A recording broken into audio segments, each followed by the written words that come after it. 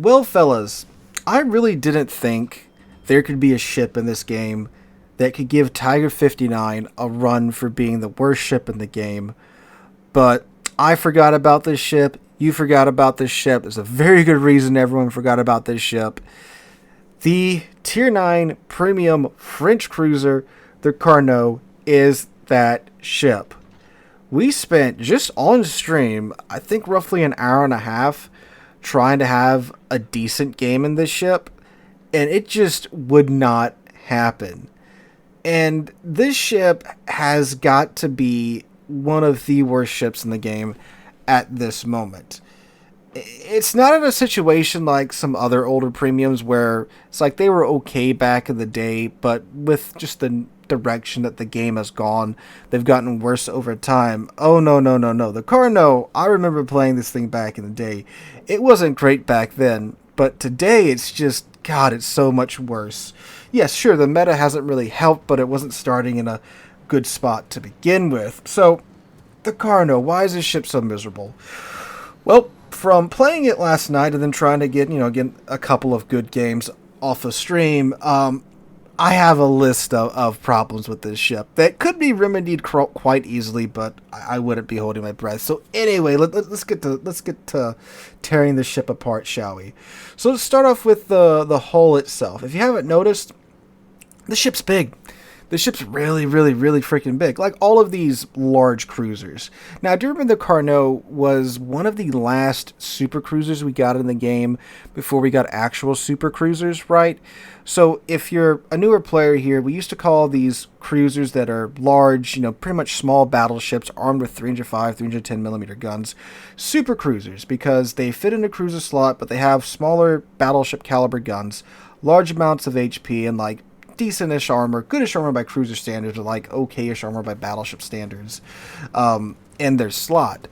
And this was, I think, one of the last ones we got before we got the actual, super cruisers like the Annapolis and the Conde and all that jazz. So I do remember that about this ship from when she came out. But anyway, yeah, she's huge. She's a massive ship. And if you notice too, she's like a skyscraper out of the water. Look at all the freeboard you have here on the side of the ship. There's so much real estate there for shells to find and connect to. Now, that obviously is, less than ideal. If you go take a look at a lot of the other super cruisers, most of them tend to lay fairly low-ish in the water. A couple of them, like the Aegir, the Siegfried, and the Stalingrad, do stand up quite high, but we'll get to why those guys aren't so terrible, like the Carno here in a minute. So yeah, she's not exactly alone for being a cruiser that stands up out of the water, but she really stands up out of the water, and there's a lot there to bite into.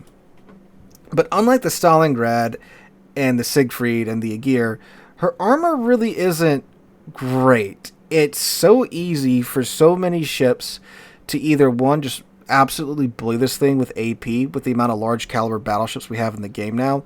This ship came out in, I think, 2021, maybe 22, and we have so many 457 millimeter plus ships at Tier 9 plus now that just don't really care about this thing's armor thanks to Overmatch. And two, with all the HE spamming that's going on at higher tier, everyone wants to pin 32 millimeters of armor, right? And this thing, she's not plated with 32 millimeters of armor, unfortunately, so yeah, all those HE spammy ships can and will just farm this thing's hull to no end because, it's huge and it's chunky and it sits up out the water. So that's not great right there, going from the armor side of things. Now we get to the guns. These 10 305 millimeter guns. It's got to be French, so it's got to be weird, right? So you get 2 triple turrets and then 1 quad turret of 305 millimeter guns. These guns are among the least accurate guns on one of these Tier 9 large cruisers, if you will. The other ships, I don't know if they didn't give this thing battle cruiser dispersion, or the super cruiser dispersion as we were calling it back in the day, but my god, this gives me like Tier 8, Tier 7 battleship vibes with how ridiculously inaccurate these guns are. And I mean, just look at some of the shots in the background. The dispersion is just miserable on a cruiser's guns, too. Compare this to the Stalingrad or the Aegir, or, well, of course, the Siegfried has very accurate guns, but any of the other Tier 9 Laura's cruisers, yeah, there's a couple of them that have their moments where the dispersion isn't great, like the Aegir, but they're typically a hell of a lot more consistent than what the Carno has going for it. And then factor in the fact that this thing, for some reason, has an absurdly long reload for a cruiser. Even by these large cruiser standards, she has a 25-second base reload time, which is abysmal. Most of the other ships lower 20s. This one 25 seconds for some reason. I don't know why. Now, you might be saying, well, Sealord, because it has good AP. And while, yes, on paper, she does have good AP, it has a maximum damage rating of 8,700. It is quite fast through the air at 870 meters a second. It's got great drag coefficient. So, it's kind of like Soviet AP, if you will, because of the characteristics of how it's a very easy shell to lead. So ideally, you should be landing shells on target fairly regularly. And they even say that in the armory description of the Carno. But you don't, because the dispersion is so bad, which makes it all the more frustrating when you lead the ship correctly and you watch your shells hit not where you wanted to aim. You'll watch the shells go low, you watch them go high, you watch one or two hit just high or just low of where you were trying to aim, so you wind up just overpinning the ship because of the AP, because of how fast it is and its penetrating capabilities, which is beyond infuriating. And you could say, yeah, but you gotta do that because it's got good AP. I get making it, not like Stalingrad accurate, because that is kind of cracked, but like, when your ship is so AP focused, you need accuracy to compensate for being AP focused, or at least a good reload time, which the ship does not have. You might be saying, well, Sealord, just use HE if you're getting that terrible dispersion. Oh, trust me, I tried. The HE on this thing is just lethargic and abysmal. She has a 25% fire chance, which, again, if the ship had a better reload time, okay, cool, that would be fine.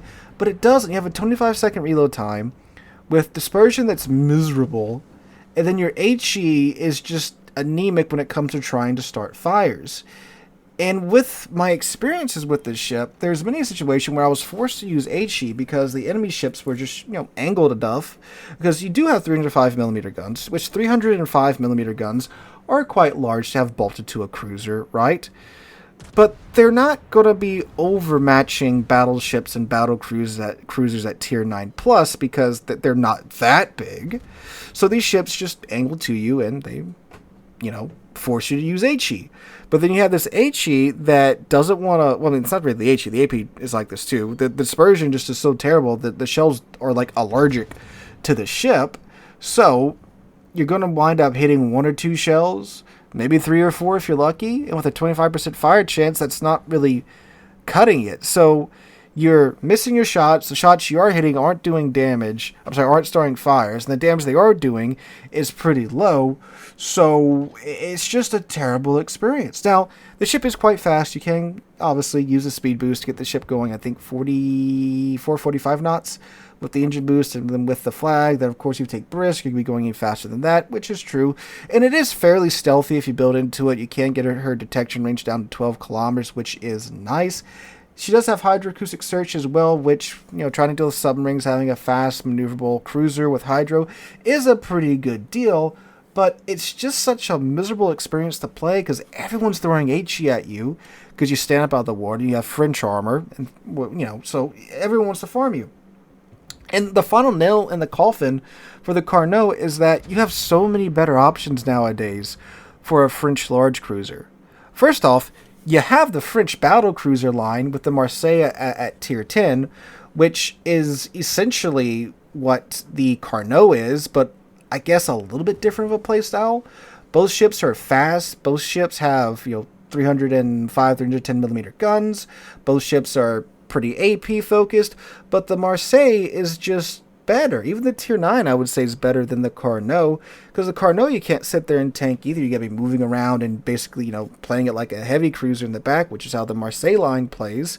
So why waste coal or doubloons on the Carno when you go grind the free battle cruiser line, which is what I would encourage you to do, and spend the doubloons you were going to spend on buying the Carno just to get the Marseille's economic bonus package, and then there you go. You're making credits now too. And of course you have the Conde at, well, I was going to say tier 10, but as a super ship, which plays very similarly to the Carno too, but is actually pretty good at it. Now, granted, you won't be making credits there because, well, super ship, but yeah, this ship is just not doing hot in today's World of Warships, and I would highly not recommend grinding it, grinding the coal to get it, or spending your coal or spending your doubloons on it enough. They could very easily fix this thing. If you either cut the reload time down to like a 22-second base reload, give it reload booster, or give it actual like cruiser dispersion, then yeah, it would be pretty good. If you give my AP focused large cruiser the ability to put the AP shells where I aim, yeah, that's worth a 25-second reload. That's worth being able to get farmed out so easily by so many HE farmers today, and that's worth being, running the risk of getting blacked by higher tier battleships if when I aim my shells, they go where they're supposed to go, and I get good damage from it. Because when the Carno shells do hit, they are quite good. The AP shells, when the planets align, you get a good salvo, you're doing like 15k to most high-tier battleships, which, again, that's great, but that happened exactly 3 times on stream to me last night. 3 times. So, yeah, the ship needs some love. Pass it up. It's not worth the coal, not worth the dubs right now. Just leave it alone and grind out the Marseille if you want a large French cruiser experience. So guys, it's my 2 cents on the Carno. Let me know what you guys think in the comments down below. Do you agree? Do you disagree? Share your Carno experiences with us in the comment section. Hope you guys have a wonderful Saturday and wonderful weekend. Hope to catch you guys in the next one.